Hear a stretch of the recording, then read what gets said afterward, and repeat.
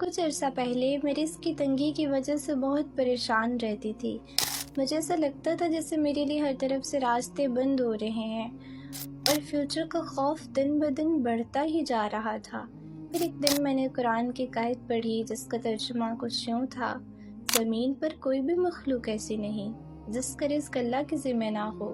یہ آیت پڑھنے کے بعد میرے دل کو ایک عجیب سا سکون ملا اور میں نے خود سے سوال کیا، ایک چھوٹا سا پرندہ جو صبح خالی پیٹ نکلتا ہے، شام کو پیٹ بھر کر واپس آ جاتا ہے، اس پرندے کو بھی تو رزق دینے والی کوئی ذات ہے۔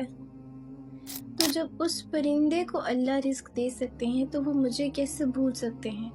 جس نے پیدا کیا کیا وہی نہ جانے؟ جس نے مجھے پیدا کیا، مجھے دنیا میں بھیجا، تو میرے لیے کچھ نہ کچھ پلان بھی کیا ہوگا۔ ہو سکتا ہے اس وقت آپ بھی اسی کنڈیشن سے گزر رہے ہوں، تو یہ ویڈیو شاید آپ کے لیے ہی ہو۔ یاد رکھیں، اللہ آپ کو نہیں بھولا۔ قرآن میں اللہ پاک فرماتے ہیں، آپ کا رب آپ کو چھوڑ کر نہیں گیا اور آنے والا وقت پہلے سے بہتر ہوگا۔ تو ان شیطانی وسوسوں سے نکلنے کے لیے بس ایک چیز ضروری ہے، وہ ہے اللہ پر یقین، کیونکہ جب اللہ پر یقین آ جاتا ہے تو دل خود بخود مطمئن ہو جاتا ہے۔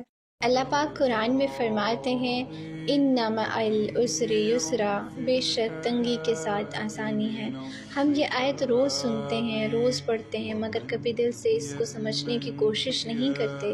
یہ صرف الفاظ نہیں، یہ یقین کی وہ روشنی ہے جو سب سے اندھیری راتوں میں بھی امید جگاتی ہے۔ کیا آپ جانتے ہیں حضرت یوسف علیہ السلام کو ان کے اپنے بھائیوں نے کنویں میں پھینک دیا تھا، پھر ان کو غلام بنا کر بازاروں میں بیچ دیا گیا، ان پر جھوٹے الزامات لگائے گئے، سالوں قید میں رہے، مگر انہوں نے ایک لمحے کو بھی اللہ سے شکایت نہیں کی، صبر کیا اور اللہ پر یقین رکھا۔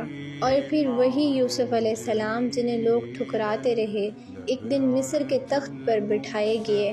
تو اگر آج آپ کی زندگی میں بھی کوئی کنواں ہے جہاں آپ کو تنہا محسوس ہو رہا ہے، جہاں اندھیرا ہے، تو یاد رکھیے، حضرت یوسف علیہ السلام جیسا صبر اور ان جیسا ہی یقین اور ویسا ہی توکل آپ کو بھی روشنی تک ضرور لے جائے گا۔ ہر رات کے بعد دن ہوتا ہے، ہر عسر کے بعد یسر آنا ہی ہوتا ہے۔ بس اپنے یقین کو تھامے رکھیں، کیونکہ اللہ وعدہ کرتا ہے، بے شک ہر تنگی کے ساتھ آسانی ہے۔